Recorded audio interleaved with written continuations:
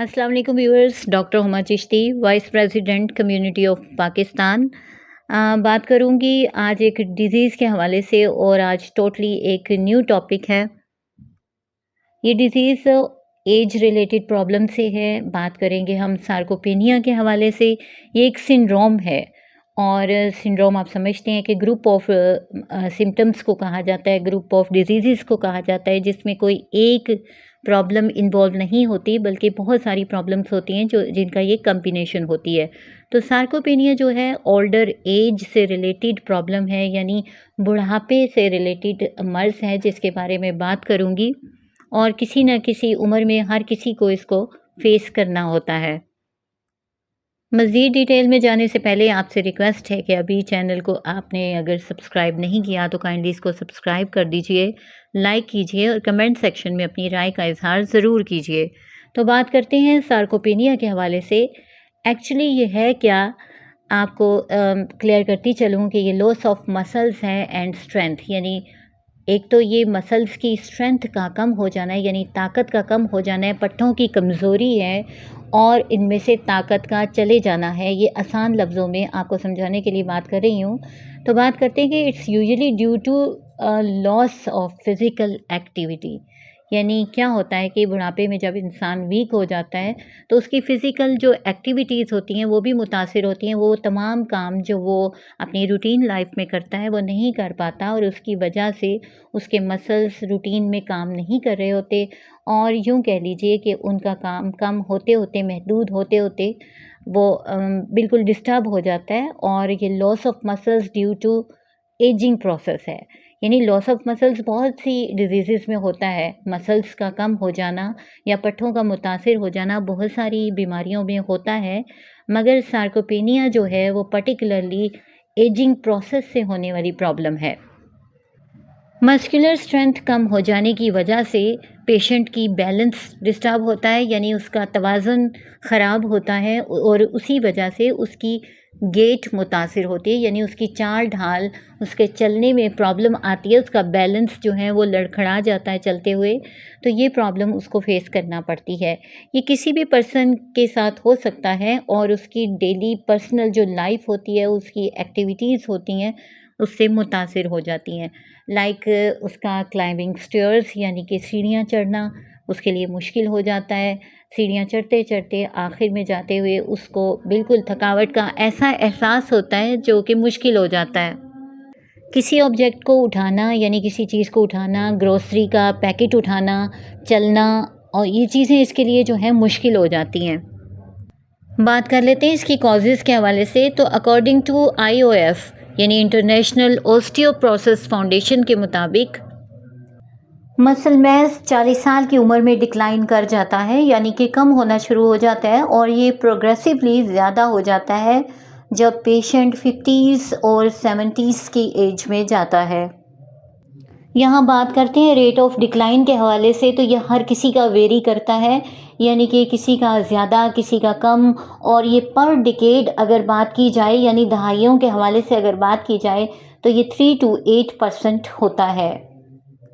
Muscle shrink कर जाते हैं और होता क्या है कि इनकी एट्रोफी हो जाती है, मेडिकल लैंग्वेज में अगर बात की जाए तो जब भी किसी पर्सन का एजेड होना होता है तो बॉडी में बहुत सारे चेंजेस आना शुरू हो जाते हैं।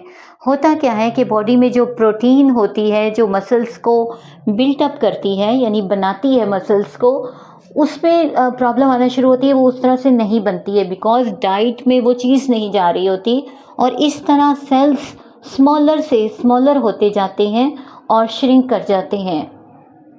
सार्कोपेनिया में याद रखिए कि न सिर्फ नंबर ऑफ मसल फाइबर्स जो हैं वो डिक्रीज़ करते हैं बल्कि डिक्रीज़ इन साइज़ भी होता है, यानी कि साइज़ भी कम हो जाता है किसी भी ऑर्गन का जो डिस्टर्ब होता है।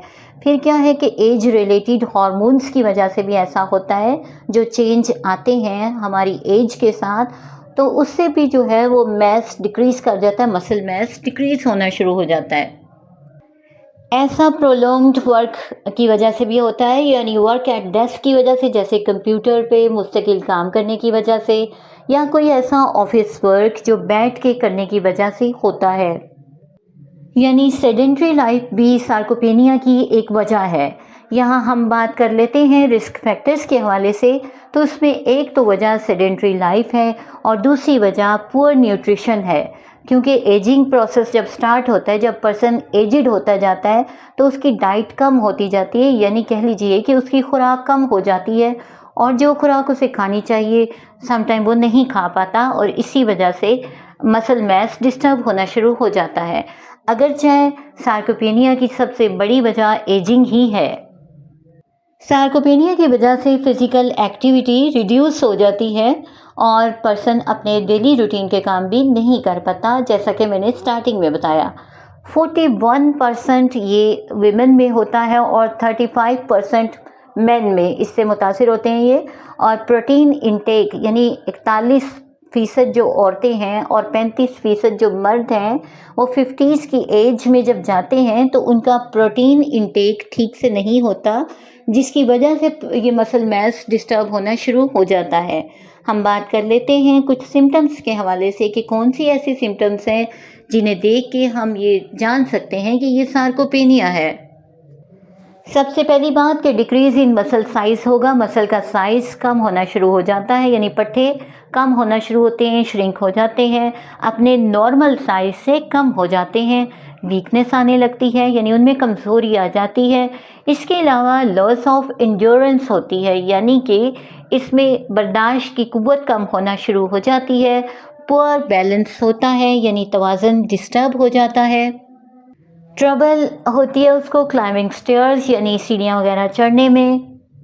यहाँ एक चीज़ बहुत इंपॉर्टेंट है, आपको बताती चलूँ कि ओल्ड सेइंग है, एक कहावत है कि यूज़ इट और लॉस इट, यानी अगर आप इस्तेमाल करेंगे तो ही ये चीज़ जारी रहेगी, अदरवाइज़ लॉस कर जाएंगे। कहने का मतलब ये है कि हमारे पाँव और टांगें, बुढ़ापा शुरू ही यहीं से होता है, तो आपने फोकस करना है इनके ऊपर।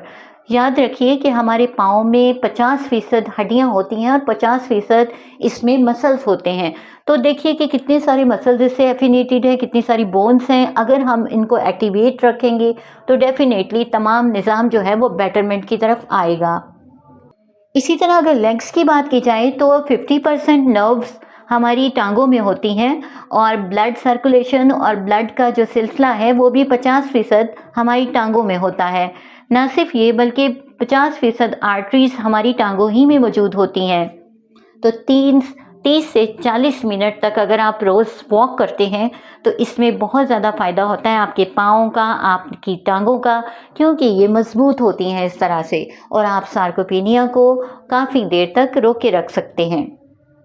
इसके डायग्नोसिस की अगर बात की जाए तो यहाँ पर आपको बताती चलूँ कि वॉकिंग स्पीड से अंदाज़ा लगाया जा सकता है। इसके अलावा DXA जो कि लॉस एनर्जी एक्सरेज होता है और इस्तेमाल की जाती है इसको, और इससे क्या होता है कि स्केलेटल मैस को मेजर किया जाता है। फिर इससे हम जान लेते हैं कि इस पेशेंट सार्कोपेनिया का पेशेंट तो नहीं। अब बात करते हैं हम ट्रीटमेंट के हवाले से।